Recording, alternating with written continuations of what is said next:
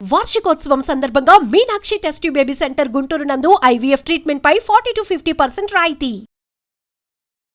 నమస్కారం, నేను మీ జాహ్నవి. వారాహి నవరాత్రులు ఈ ప్రత్యేక కార్యక్రమంలో వారాహి నవరాత్రులు మనం ఇంట్లో చేసుకోవాల్సిన సింపుల్ విధి విధానాల్ని మనకి డీటెయిల్ గా చూపిస్తూ ఎక్స్ప్లెయిన్ చేయడం కోసం అంతా ఉన్నారు ప్రముఖ జ్యోతిష్య వాస్తు పండితులు, జ్యోతిష్య వాస్తు శిక్షణ నిపుణులు, లలిత ఉపాసకులు బ్రహ్మశ్రీ నానాజీ పట్నాయక్ గురువు గారు. మాట్లాడేద్దాం. నమస్కారం గురుగారు. శ్రీమాత్రే నమః. అయితే వారాహి అమ్మవారి నవరాత్రుల గురించి చాలా మందికి చాలా రకాల సందేహాలు ఉన్నాయి. అయితే అమ్మవారి నవరాత్రులు అందరూ చేసుకోవచ్చా? ఎవరెవరు చేసుకోవాలి, ఎవరెవరు చేయకూడదు? ఒకవేళ చేసుకోవలసిన వాళ్ళు సింపుల్ గా ఎలాంటి అంటే ఎక్కువ స్తోత్రాలు, ఎక్కువ మంత్రాలు ఇవన్నీ లేకుండా సింపుల్ గా చేసుకునే విధి విధానం ఉందా అనేది కూడా చాలా మందికి సందేహం ఉంది. గురుగారు, డీటెయిల్ గా ఎక్స్ప్లెయిన్ చేయండి. తప్పకుండా అమ్మ. ఫస్ట్ పాయింట్ నెంబర్ 1 ఏంటంటే, మీరు ఎవరు చేసుకోవచ్చు, ఎవరు చేసుకోకూడదు అని అన్నారు కదా. వారాహి అమ్మవారు అంటే ఎవరో కాదు, వరాహమూర్తి యొక్క శక్తి. వరాహ స్వామి ఎవరు? విష్ణువు యొక్క శక్తి అంటే ఎవరు? వారాహి. అదే లక్ష్మీదేవి. ఇప్పుడు ఈ అవతారంతో ఉంది కదా అనేది ఎలా ఉంటుందంటే, చేసుకోవచ్చా చేసుకోకూడదు అనే జడ్జిమెంట్ చేయడం ఎలా ఉంటుందంటే, అమ్మ ఉందమ్మ, అమ్మ మిలిటరీలో జాయిన్ అయింది అనుకుందాం. మిలిటరీ డ్రెస్ వేసుకున్నప్పుడు అమ్మ అని పిలవమా మనం? పిలుస్తాం. అమ్మేగా అమ్మేగా. యుద్ధానికి వెళ్తుంది, మిలిటరీ డ్రెస్ వేసుకున్నా, అమ్మ ఇప్పుడు అమ్మని పిలవకూడదు అంటామా? అమ్మ ఎప్పుడైనా మిలిటరీ డ్రెస్ వేసుకున్నా, పోలీస్ డ్రెస్ వేసుకున్నా, డాక్టర్ డ్రెస్ వేసుకున్నా అమ్మ అమ్మే. సీఎం అయినా పిఎం అయినా అంతే. అలాగే ఆ లక్ష్మీ అమ్మవారు వరాహ అవతారంలో ఉంది ఇక్కడ. వరాహమూర్తి ఆ యొక్క భూమిని, ఎవరైతే ఆ యొక్క హిరణ్యాక్షుడు దాచిపెట్టేసిన భూమిని బయటికి తీసుకొచ్చినప్పుడు ఆ అవతారం ఎత్తాలి అక్కడ. ఎందుకు అంటే, చూడండి మీరు వరాహాలను చూడండి, భూమిని వాసన చూసుకుంటూ తిరుగుతాయి, గమనించండి. ఎందుకంటే దానికి, ఆ అవతారానికి మాత్రం ఆ దానికే భూమిని కనిపెట్టే శక్తి ఉంటుంది. అందుకని మరి ఆ శక్తి ఈ రూపంలో రావాలిగా. అయితే ఇక్కడ ఏంటంటే, ఇది మరి ఎందుకు అందరూ చేయకూడదు అంటారు? ఎందుకు అంటే, శక్తి దేవత ఆరాధన ఎప్పుడు కూడా పూర్వం మన వాళ్ళు ఆ వ్యక్తికి ఓపిక, కామక్రోధాలు జయించిన వ్యక్తిగా ఇచ్చేవారు. లేని పక్షంలో ఏమవుతుందంటే, ఈ వ్యక్తి అనవసరంగా కోపద్వేషాలు కనుక వెళ్ళినట్లయితే అది అతనికి మంచిది కాదు, అతనితో గొడవ పెట్టుకున్న వాళ్ళకి మంచిది కాదు, ఇద్దరికీ నష్టం అని చెప్పని అలా ఓపిక ఉన్న వాళ్ళకి ఇచ్చేవారు. అయితే అది ఎంత గురువుల లెవెల్లో బీజాక్షరాలు చేసే వాళ్ళకి, నార్మల్గా అష్టోత్తరాలు చదువుకోవడానికి పెద్ద ఇబ్బంది ఉండదు, స్తోత్రం చేసుకోవడానికి, నమస్కారం చేసుకోవడానికి. అయితే ఇది 9 రోజులు నిత్య పూజ ఉంటుంది. కానీ మనకి ఆ 9 రోజులు స్పెసిఫిక్గా ఉండే నక్షత్రాన్ని బట్టి కొన్ని నైవేద్యాలది మార్చుకోవడము, కొన్ని పుష్పాలతో చేయడము, ఇట్లాంటివి కొన్ని మార్పులు చేసుకున్నప్పుడు మాత్రం దాని రిజల్ట్ ఇంకొంచెం ఎక్కువగా వస్తుంది. ఎందుకంటే అమ్మవారిని కనుక మీరు చూసినట్లయితే, చేతిలో రోకలి, ఒక చేతిలో రోకలి, ఒక చేతిలో నాగలి ఉంటుంది. అంటే ఏమిటి? మాతృస్వరూపం. సప్త మాతృకల్లో ఒక మాతృక, 5వ మాతృక అమ్మవారు. కాబట్టి ఏంటి, ఈ లలిత అమ్మవారే సప్త మాతృకలుగా అవతారం వచ్చింది, అందులో 5వ మాతృకలుగా వారాహి అమ్మవారు. అంటే ఏంటి? దున్నడము, మరలా దాని దంచి ఆ అన్నాన్ని ఇవ్వడం, అంటే మాతృస్వరూపం అమ్మవారు.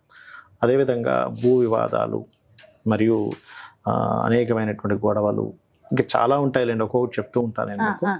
ఆ రకంగా అన్ని రకాలుగా అమ్మవారు కాపాడుతుంది మనల్ని. ఓకే. అయితే 9 రోజులు మనం జరుపుకుంటూ ఉంటాం కదా. 9 రోజుల్లో ఏ రోజున ఏ విధంగా జరుపుకుంటే అమ్మవారి అనుగ్రహం పొందగలమంటారు?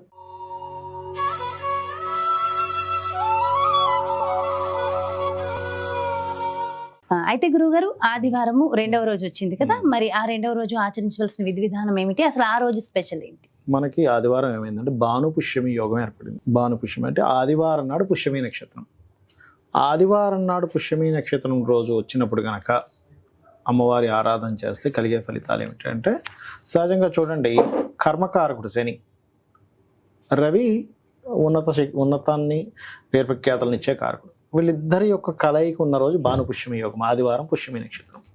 ఇప్పుడు ఎవరికైనా చూడండి, అయ్యో నాకు కెరియర్లో గ్రోత్ లేదు, ప్రమోషన్స్ రావట్లేదు, లేకపోతే నా తండ్రి కొడుకులతో పడట్లేదు, తండ్రికి కొడుకుకి పడదు, ఒక్కోసారి వీళ్ళు ఎంత కష్టపడ్డా వీళ్ళకి గ్రోత్ రాదు. అవును, చాలా మంది అంటుంటారు, అసలు ఆఫీస్లో అందరికంటే నేను బాగా చేస్తానండి, కానీ నాకెందుకో పేరు ప్రఖ్యాతలు రావట్లేదు అని బాధపడుతున్నారు. నాకన్నా ముందు వాళ్ళందరూ, వెనకాల వచ్చిన వాళ్ళందరూ ముందు వెళ్ళిపోతున్నారని బాధపడుతున్న వారికి భానుపుష్యమి యోగం నాడు గనక శని రవి గ్రహాల దగ్గర దీపారాధన చేసి, ఆ రోజు గోవుకి బెల్లము గోధుమ రవ్వ తినిపించి అమ్మవారి యొక్క ఆరాధనలో ప్రత్యేకంగా గోధుమ రవ్వతో చేసినటువంటి పదార్థాలు నైవేద్యంగా పెట్టడము, ఎర్రటి పుష్పాలతో అమ్మవారిని పూజించడము ఆదివారం నాడు. అదేవిధంగా సూర్య భగవానుడిని చూస్తూ కూడా కొన్ని నామాలు చదివినట్లయితే అమ్మవారికి సంబంధించినవి ఖచ్చితంగా బాగుంటుంది. చాలా అంటే ముఖ్యంగా నిందలు పడడము అండ్ గ్రోత్ లో వెనకబడిపోయాను అన్న వాళ్ళకి అనుకునేటువంటి వారికి ఇది చాలా బ్రహ్మాండంగా పనిచేస్తుంది. అదే విధంగా ఆరోగ్య సమస్యలను కూడా తీరుస్తుంది భానుపుష్మి యోగం చేసినట్లయితే. ఇక్కడ ఏంటంటే కర్మని తగ్గించేటువంటి యోగం ఎక్కువగా ఉంటుంది భానుపుష్మి యోగం రోజు చేసినట్లయితే. ఇది పర్టికులర్గా ఏంటంటే సంతాన ప్రాప్తి లేదు, సంతానం లేదనుకోండి, ఈ భానుపుష్మి యోగం రోజు సంకల్పం అమ్మవారికి, అమ్మ నాకు సంతానం కలగట్లేదు, లేదా లేట్ సంతానం ఉంటుంది, కొంతమందికి సంతానం ఉంటుంది కానీ చాలా లేట్ అయ్యే యోగాలు ఉంటాయి. డాక్టర్స్ చెక్ చేస్తే ఏమీ లేదంటూ ఉంటారు. ఈ భానుపుష్మి యోగం వచ్చిన రోజు కనుక వారాహి అమ్మవారి పూజ చేస్తే ఆ దోషం అనేటువంటిది పోతుంది. అలాగే ఒక్కొక్కసారి ఏమవుతుందంటే వీళ్ళెంత బాగున్న అధికారులతో గొడవలు ఉంటాయి, సొంత పిల్లలతో గొడవలు ఉంటాయి. ఎందుకంటే శని రవి అంటే తండ్రి కొడుకులు. ఆ రోజు గనక సూర్య భగవాను శనిని అర్చిస్తూ అమ్మవారిని గనక ఆరాధించినట్లయితే, అమ్మవారు ఏంటి మాతృస్వరూపం, అంటే ఫీల్ అనేది లేకపోవడం వల్ల ఆ తండ్రి కొడుకుల మధ్యన ఏదో ఇబ్బంది వస్తుంది. ఆ వాత్సల్యం ఎక్కడో దెబ్బతిన్నది, ఎక్కడో చిన్నప్పుడు ఎక్కడో తండ్రి ఏదో అన్నమాట ఏదో పట్టుకొని అది కంటిన్యూ అవుతూ ఉంటుంది. తండ్రికి నిజంగా కొడుకుల మీద ఇబ్బంది కోపమే ఉండదు, కానీ వాళ్ళు బాగుపడాలని చెప్పేటువంటి విషయాలు వీళ్ళు నెగిటివ్ గా తీసుకుంటూ ఉంటారు. అది ఎక్కడో వాళ్ళ జన్మజాతకాల్లో 9వ స్థానము, అది లగ్నం పాడవడము, రవి పాడవము జరిగినప్పుడు ఈ రోజు గనక అమ్మవారిని పూజించినట్లయితే అమ్మవారు ఆ దోషాన్ని తొలగిస్తుంది. మరి అమ్మవారికి సమర్పించవలసిన నైవేద్యాల్లో ముఖ్యంగా ఏంటంటే దానిమ్మ పళ్ళు పెట్టచ్చు, గోధుమ రవ్వతో చేసినటువంటి పదార్థాన్ని పెట్టచ్చు అమ్మవారికి. అలాగే ఇంకోటి ఏంటంటే తీపి పదార్థాలు, గోధుమ రవ్వతోనే తీపి పదార్థం చేస్తారు, తీపి పదార్థం కూడా పెట్టచ్చు ఆ రోజు చేసినట్లయితే చాలా మంచి ఫలితాలు అనేటువంటివి వస్తాయి.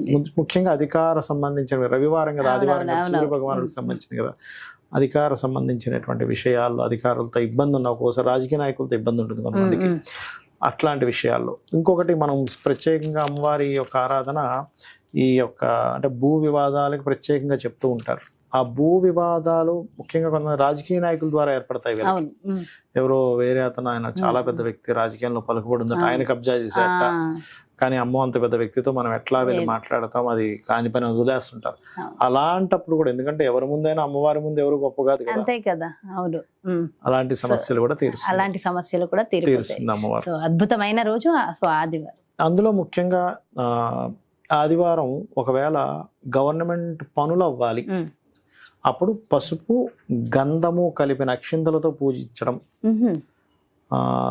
సామరస్యం పెరగాలి, అప్పుడు పసుపు గంధంతో పాటు పసుపు రంగు పుష్పాలతో కూడా పూజించినట్లయితే కూడా క్లియర్ అవుతాయి ఆ సమస్యలు.